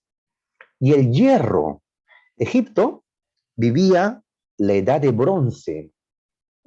En cambio, en Asia ya habían entrado a la edad de hierro, desde que los hititas comenzaron a trabajar el hierro. Entonces, el hierro, los caballos, los carros de guerra, era la tecnología que hizo pues que los Ixos superen a los egipcios. Aparte de los problemas internos que Egipto siempre ha tenido. Problemas con el Bajo Egipto que se rebela, problemas con los nomarcas que se rebelan, con los sacerdotes que también pues se podían rebelar contra el faraón. Muy bien, Egipto cayó entonces. Cayó el imperio tebano o medio. Los Ixos se van a convertir en los gobernantes de Egipto. Es decir, tenemos faraones, pero faraones extranjeros. Ixos. Avaris va a ser la capital de Egipto en este tiempo. ¿Ya? Va a ser la capital de los faraones Ixos. Ixos. ¿Ya? Muy bien. Como el Egipto propiamente ha caído, el Egipto verdadero, entonces hablamos de un segundo periodo intermedio. Y en este tiempo de caos, los hebreos, un pueblo también seminómade, pastor también, asiático también, igual que los Ixos, llegaron al valle del Nilo, buscando tierras, buscando lo que Dios le había prometido, ¿no? La tierra prometida. Los hebreos llegaron a Egipto y decidieron quedarse allí por la riqueza del lugar, ¿no? Y los Ixos les permitieron a los hebreos quedarse en la zona. Ya los egipcios propiamente rechazan a los hebreos, pero los Ixos lo dejaron quedar. Podían ser pues hasta un pueblo aliado para ellos. Muy bien. Pasó el tiempo, muchachos. Pasó el tiempo y los egipcios aprendieron a utilizar el hierro, los caballos, los carros de guerra, y los egipcios eran más que los hicsos. Así que pelean y logran expulsar a los hicsos. Se independizan los egipcios. Amosis fue el hombre que consumó la expulsión de los hicsos. Y con Amosis ya se inició el periodo llamado neotebano, llamado también el Imperio Nuevo. Le llamamos neotebano ya que Tebas volvió a ser la capital de Egipto. Avaris ya no, Tebas. Así que le llamamos neotebano o segundo periodo tebano. Igual que ocurrió con Babilonia en Mesopotamia. El periodo neobabilónico y babilónico, igual acá, tebano y neotebano. A estas alturas estarás tal vez pensando, ¿cuántos nombrecitos, no? ¿Cuántos pueblos y ciudades y periodos? Sí, es complicado, ¿no? Pero confiamos en ustedes, muchachos, chicos de selección 2, confiamos en ustedes de que van pues a poder ya recordar pues, ¿no? Esta información y estaría airosos pues en las preguntas que les vamos a poner poco a poco. Muy bien, ya seguimos. Algo curioso, ¿no? En Egipto llegaron a gobernar mujeres, mujeres, algo raro, eso no vimos en Mesopotamia, eso no va a ocurrir en Grecia, en Roma, para nada una mujer va a gobernar, es decir, oficialmente, porque muchas mujeres han tenido poder, porque han logrado manipular a sus esposos, que eran reyes o emperadores, y han logrado pues que ellos hagan lo que ellas querían. Es el poder detrás del poder, ¿no? A muchas mujeres lo han conseguido, ¿no? Pero oficialmente no eran las gobernantes ni en Grecia, ni en Roma, ni en Mesopotamia. Oficialmente no. En cambio, en Egipto sí llegaron a existir mujeres que oficialmente eran los gobernantes. Esta Hatshepsut primero era la reina, la esposa de un faraón, pero después, ante la muerte de su esposo, ella quedó como la reina, o presionó y compró a otros, ¿no?, del poder para ser faraona. Entonces, ella es faraón, no, no reina, faraona, ¿no?, la que tiene el poder. Es la primera mujer, ¿ya?, gobernante de Egipto. Ahí está. Egipto le ganó al Perú. Perú no tiene una mujer que haya gobernado todavía, ¿no? Ahí está. No es la única. Después habrán otras mujeres. La más famosa de las mujeres que gobernó Egipto es otra, una mujer que se recuerda porque enamoró a poderosos romanos como Julio César y Marco Antonio. ¿Sí? Ustedes saben a quién me refiero. Me refiero pues a la última faraona de Egipto, Cleopatra. Ya, pero es la última. Acá estamos viendo la primera faraona. ¿Ya? Muy bien. Ahí está. Inclusive tenemos pues una escultura de Hatshepsut, la primera mujer que se convirtió en faraón. Ahí está. Bien. Bueno, su reinado no fue malo, tampoco fue el mejor, ¿ya? En todo caso, lo que más se recuerda pues es el hecho de que haya sido pues, la primera mujer que haya gobernado un imperio. Muy bien. Tutmosis III, a él lo destacamos porque fue el faraón más conquistador, el que logró la máxima expansión del imperio egipcio. Así es, vamos a ver un mapita donde ya veamos cómo crece pues Egipto, ¿ya? A ver, acá tenemos un mapa. A ver, Egipto, como vimos antes, es este valle de color verde, de verde oscurito. Muy bien, pero en tiempo de Tutmosis III, Egipto crece. Crece hacia el sur, ¿ya? Hacia el sur, crece pues también, ¿no? Hacia los desiertos, crece en la costa mediterránea, inclusive, vamos a agrandar para verlo mejor, ¿ya? Ahí está la capital, Tebas, ¿ya? Antes Egipto era solamente hasta por acá. En cambio ahora, pues, vemos que ha avanzado hacia el sur, ¿no? Ha duplicado su territorio, ¿no? Hacia el sur. ¿Ya? Muy bien. Pero también estos egipcios salieron de África, ¿ya? Por el Sinaí, salen de África, invaden el Canaán, el Sinaí, donde hay minas,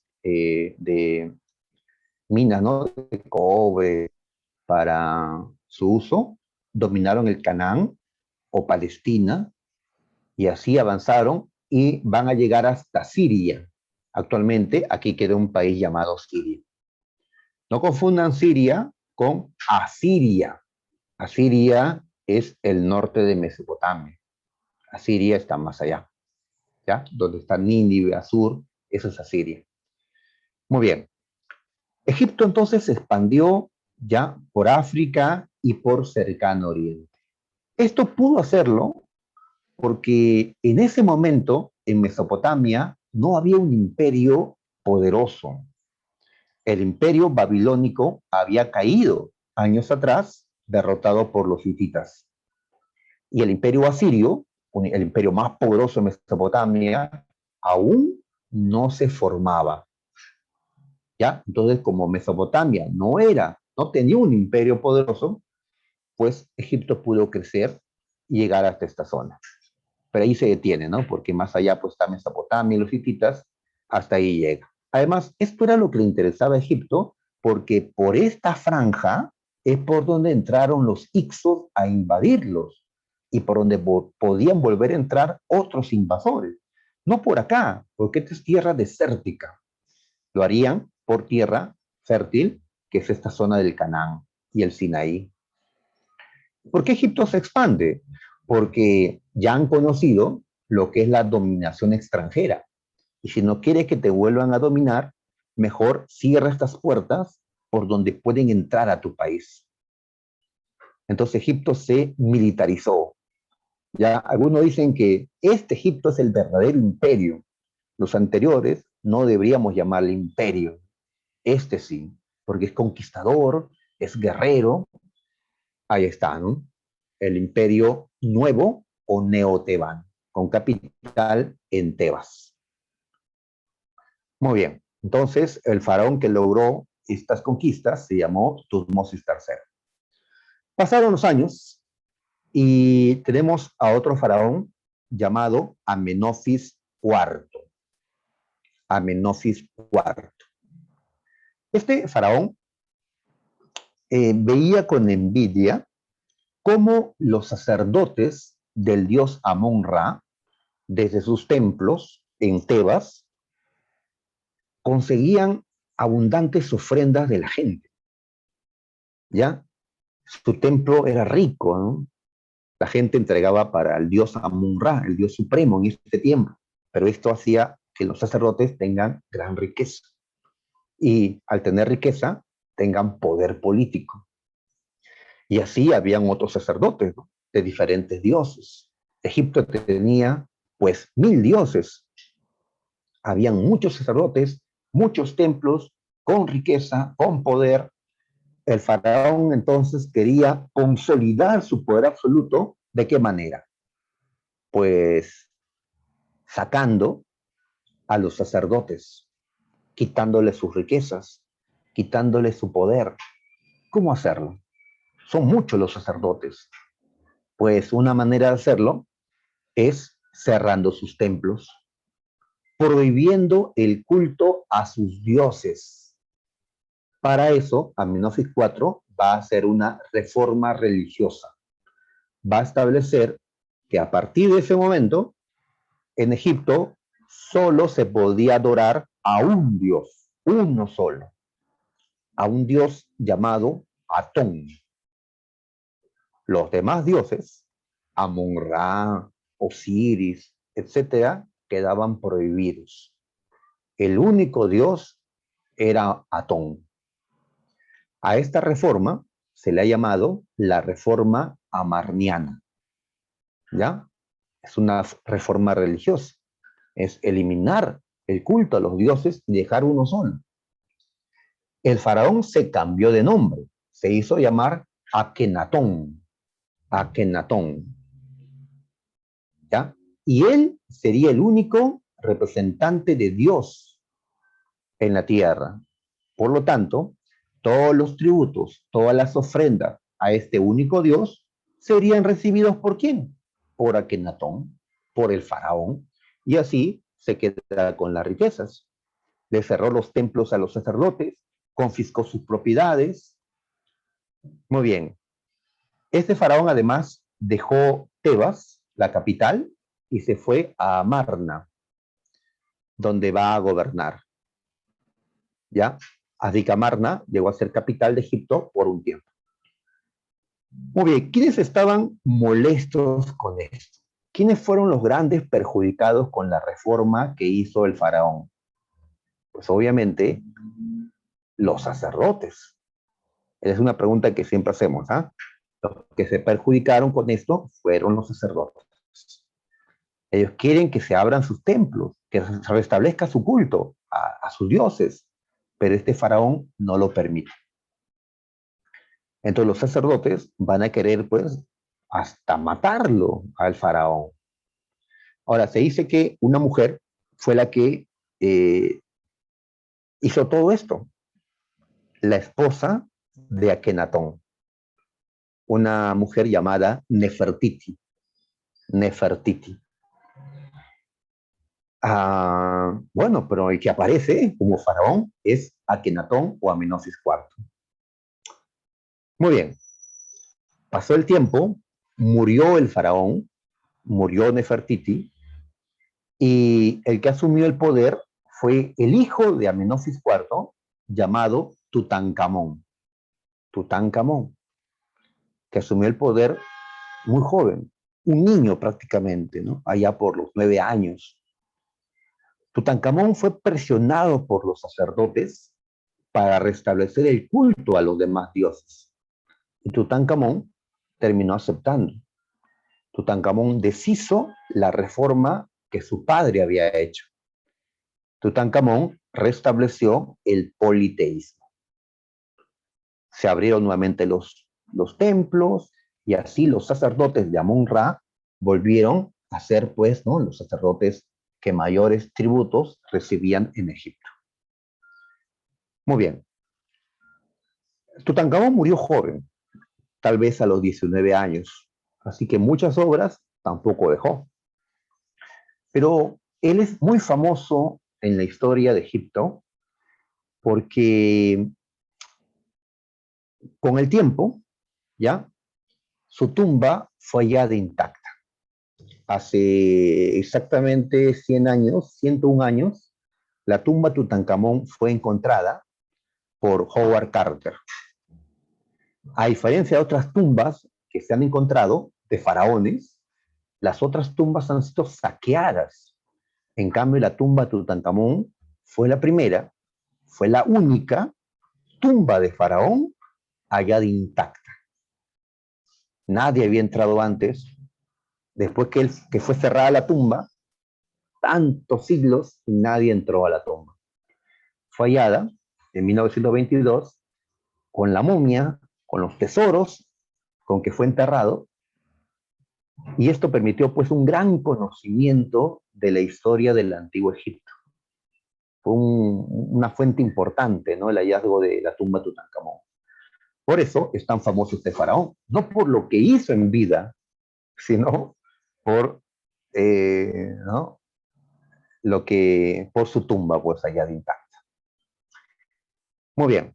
Ahora, pasaron los años y mientras Egipto estaba discutiendo que un dios, no muchos dioses, los hititas que vemos acá en Asia Menor, en Turquía actualmente, los hititas atacaron Siria y tomaron este territorio que Egipto había tomado anteriormente.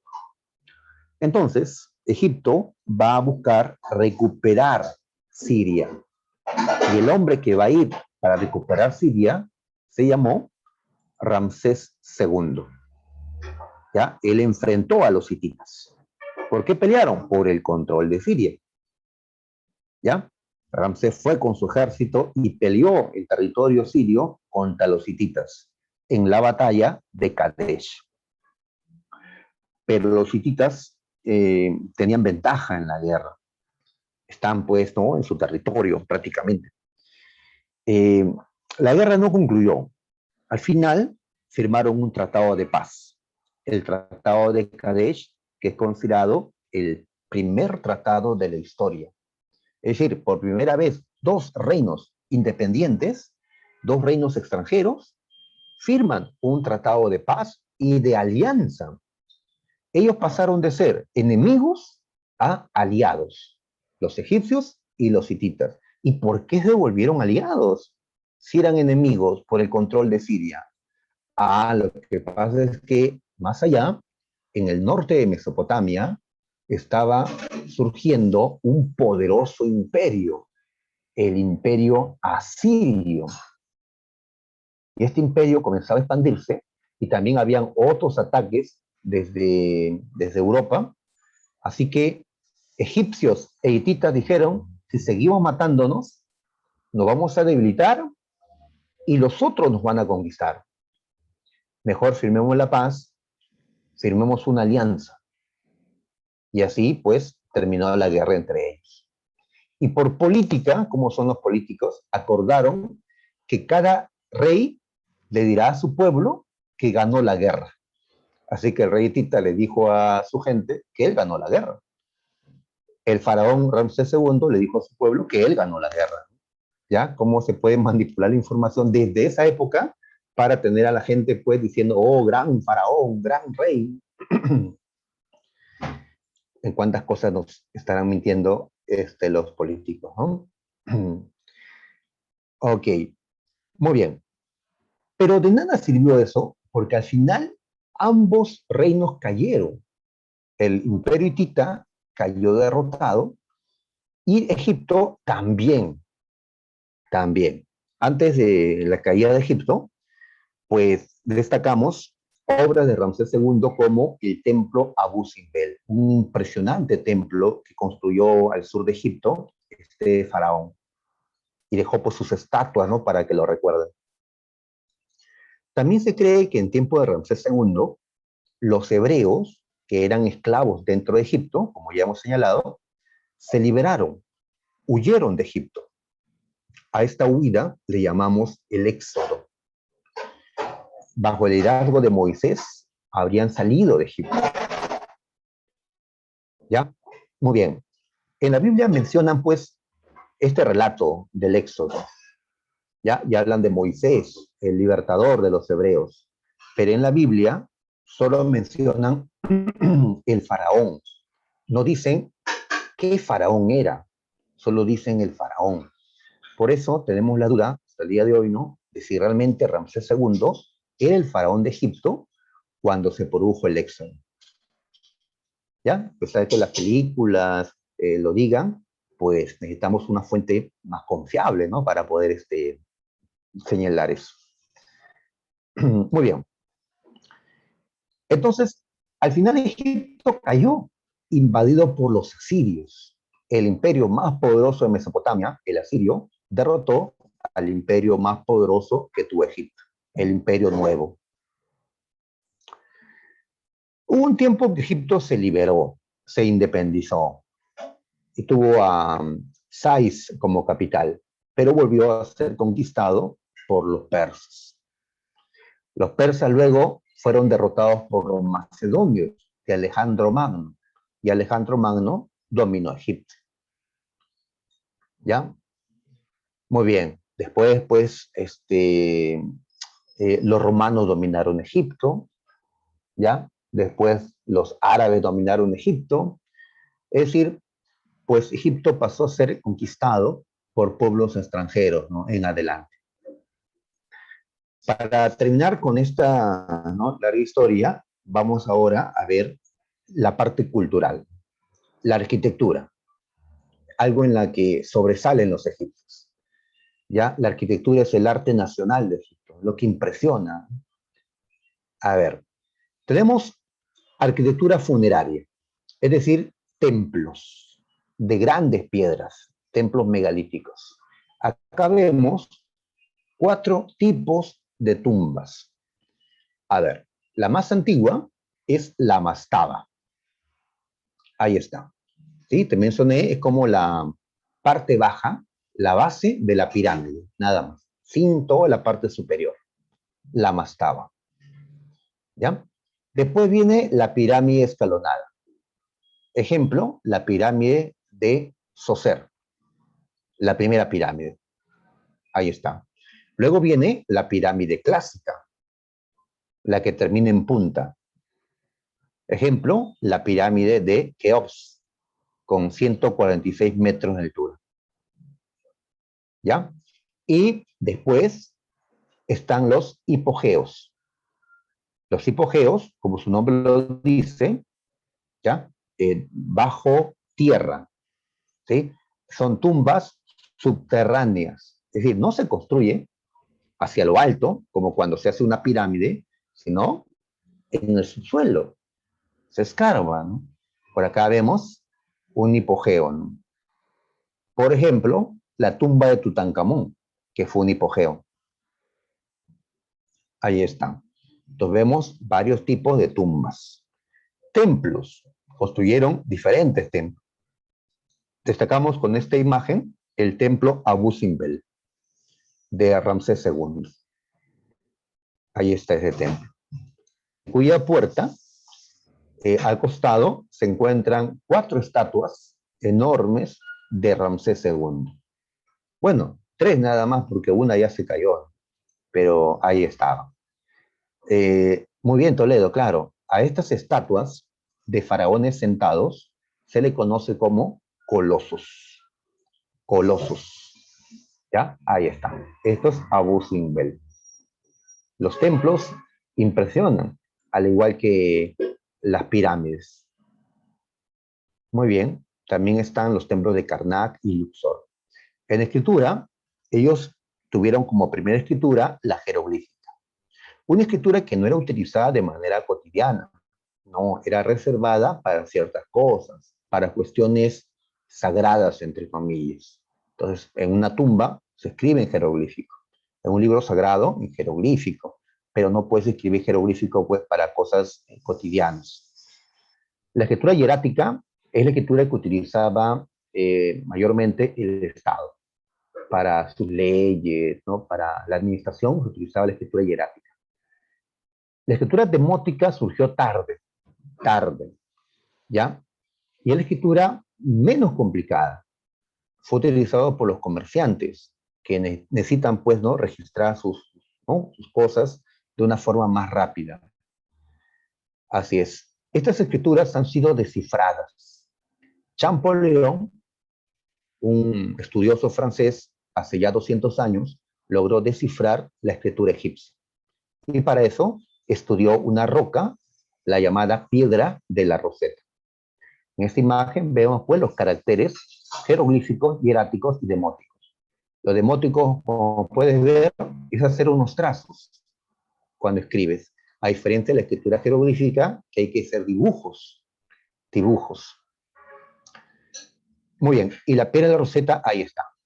Esta piedra fue importante, muchachos, porque, a ver, acá hay una misma inscripción, pero en 3 escrituras diferentes. Una de ellas es griego, que era conocida. Otra era en jeroglífico y otro era en demótico. Como decían lo mismo, pero están en diferente escritura, y una escritura era conocida, el griego, entonces lo que Champollion hizo es comparar el griego con las otras escrituras y logró descifrar entonces lo que decía en jeroglífico y en demótico. Y así Champollion, pues, inició el desciframiento de esta escritura. Ellos creían en muchos dioses, más de 1000 dioses. Ellos consideraban divinos ciertos animales. Zoolatría le llamamos a esto. Ellos creían que los muertos no estaban totalmente muertos, rendían culto a los muertos. Ellos creían que las almas de los difuntos podían posarse en los cuerpos y reanimarlos.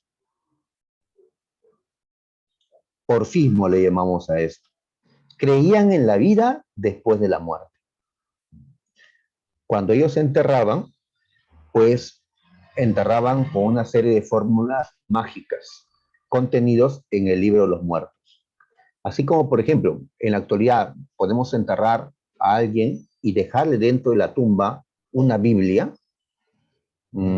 ya, tal vez alguien lo haga, le deja una Biblia o una cruz dentro, una Biblia mejor, igual ellos le dejaban el libro de los muertos, ya, unas hojas, ¿no?, en pergamino del libro de los muertos, escrito en jeroglífico, ¿no? ¿Qué contiene este libro de los muertos? Pues contiene oraciones que el alma tiene que recitar en su camino al tribunal donde los van a juzgar, ¿ya? Donde tiene que decir, pues, que él no ha pecado, que él no ha matado, no ha mentido, etcétera, ¿no? El libro de los muertos. Muy bien. Dioses tenemos a Mon-Ra, Dios creador, el Dios supremo, a partir del Imperio Medio. Está Osiris, Dios del inframundo. Está Isis, su esposa. Está Set, su hermano, Dios de las tempestades. Está Horus, hijo de Osiris y de Isis. Este tiene la cabeza de halcón. Está Anubis, representado por cabeza de chacal o perro, dios de la momificación. Está Tot, dios de la sabiduría, también dios de los escribas. Y en esta imagen podemos ver alguno de estos dioses. ¿Qué representa esta imagen? Representa el juicio de los muertos, el juicio de las almas. Acá está un alma, acompañado por Anubis, lo puedes reconocer por la cabeza de perro.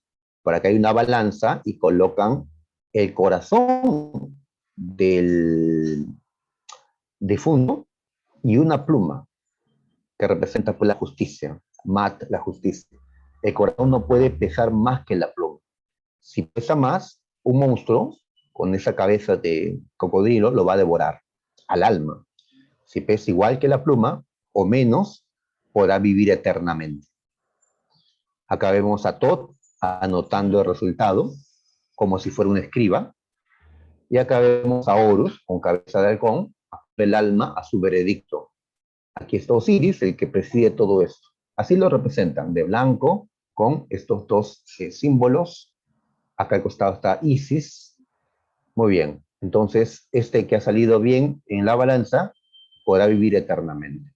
Le darán un doble de su cuerpo. ¿Ya? Sí, correcto, Ramos. ¿Ya? Lo que me anotó. Muy bien, entonces esta imagen representa el juicio de los muertos que Osiris dirigía. Y ya para terminar, tenemos que ellos también tuvieron una numeración decimal, contaban de 10 en 10, desarrollaron la geometría, sus construcciones piramidales lo exigían, tuvieron una medicina avanzada aplicada en la momificación de los cadáveres, porque conocían el cuerpo humano para extraer los órganos cuando momificaban. En astronomía crearon un calendario solar, que es el que usamos hasta el día de hoy, modificado, por supuesto, pero es el calendario que usamos hasta la actualidad. Construyeron grandes esculturas como los colosos o la esfinge. En orfebrería, pues destacamos las obras en oro que se encontró en la tumba de Tutankamón, como esta máscara de Tutankamón. Muy bien. Terminemos con las preguntas que faltan. A ver, las 5. Tenemos que ordenar aquí los sucesos que se han colocado. A ver, ¿qué fue más antiguo? ¿La batalla de Kadesh? ¿Que Narmer unificó Egipto? Narmer es lo más antiguo, ¿no? Esto es ya lo más antiguo. Primero, Narmer. De ahí, los Hicsos, el monoteísmo, de ahí los Hicsos. Así que primero es el punto 2, luego el punto 3.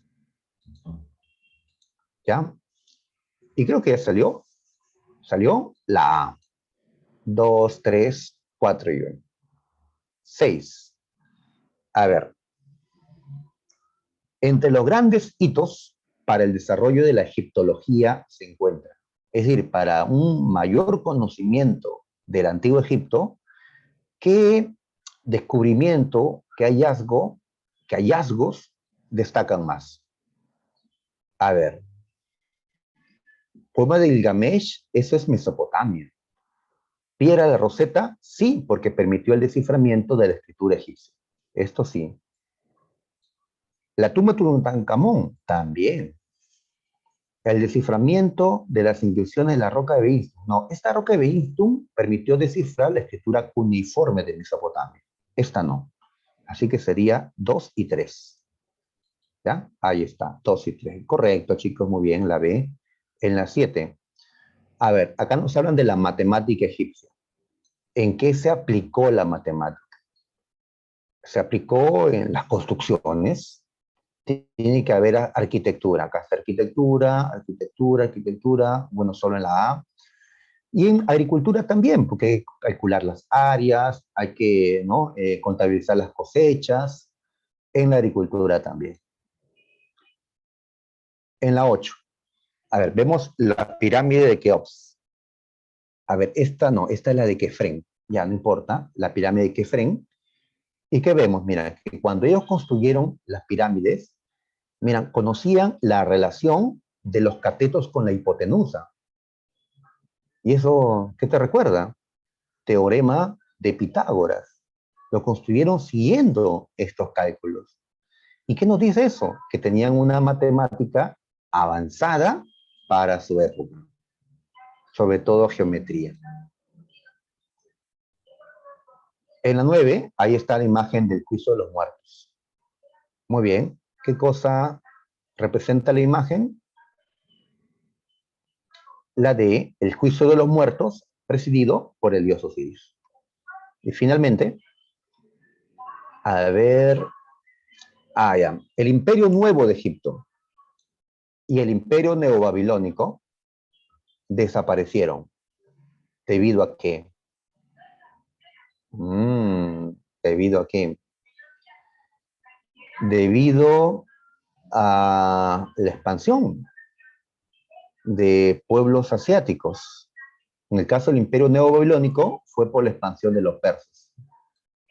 En el caso del imperio nuevo egipcio, primero cayó ante los asirios y luego ante los persas. Bueno, acá en la B dice persas y las demás no pasa nada con las demás alternativas. Así que forzando un poquito voy a colocar la B. ¿Ya? Preferiría pues que diga la B. La B porque preferiría que diga la expansión imperial de pueblos asiáticos, asirios, persas, pero pues es la mejor de las que están aquí. Bien, muchachos, entonces les mando luego esto para que puedan resolver la domiciliaria y puedan tomar pues, su examen domiciliaria después. Listo, son las 10.